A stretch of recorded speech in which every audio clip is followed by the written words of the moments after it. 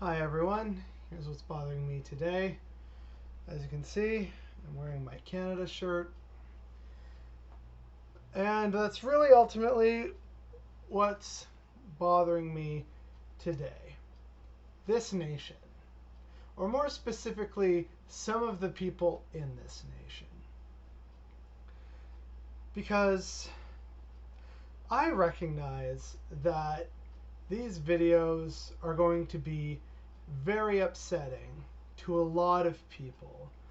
And if this makes its way into right-wing circles and those of the far right and those who love cops because their dad or their son is in the RCMP or whatever, they're going to see this as an attack, because that's all that the right seems to visualize, is everything is an attack on them. It's an attack on their freedom. It's an attack on their rights. But this isn't an attack on Canada. I talked about this in my Canada Day video. I do love this country. These videos are a call to action. They are supposed to be a record of all the terrible things we've done to remind us that we can and should do better, that we have the capacity to do better. We have an opportunity to, right now with the pandemic and everything, we have an opportunity to really reevaluate where we stand and where we want to go as a nation, a more inclusive and egalitarian nation, one where people don't needlessly have to die at the hands of the police, one where people, regardless of their skin color, have the equal opportunity and chances to succeed, one where everyone is equal, not just in terms of rights, but in terms of financial security of mind, body, and person. It's a world where we finally acknowledge and respect the natives and make amends for centuries of abuse. One where we are finally a mature enough nation to acknowledge the problems of our past, to confront them, to process them, and to move on like a healthy adult would for any other crisis or issue. We absolutely can do better, and people are calling to do better. But I know that there's going to be some people who aren't going to actually listen to these videos and want to hear the history because it's ugly, it's violent, it's nasty.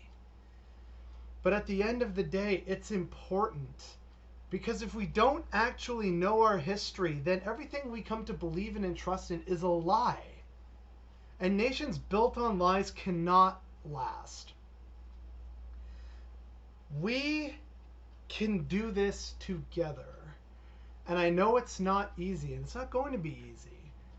But if people can see these videos and come to grips with the horror and the terrible things that Canada has done, not just in the past, but up to this present day, and if that motivates them to do something that will make them feel like they're trying to be a positive avenue for change and making the nation that they love and grew up in and believe in a better place, that's what we should be going for. We shouldn't be looking for, and I can already see it now in the future if this makes its way into certain circles, there's going to be some people who immediately push back on all these videos.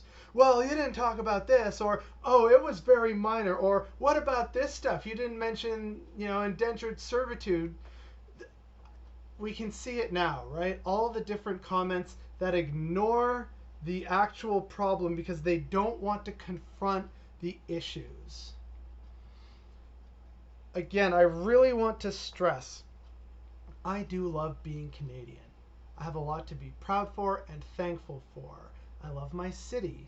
My province, well, that's another matter. But my city, the nation, it is worthy of being celebrated and protected for very valid reasons. But we also need to confront our demons. And the fact that there's going to be some people who don't recognize this and are not going to see these videos as the call to action and the historical lecture that they are, is what's bothering me.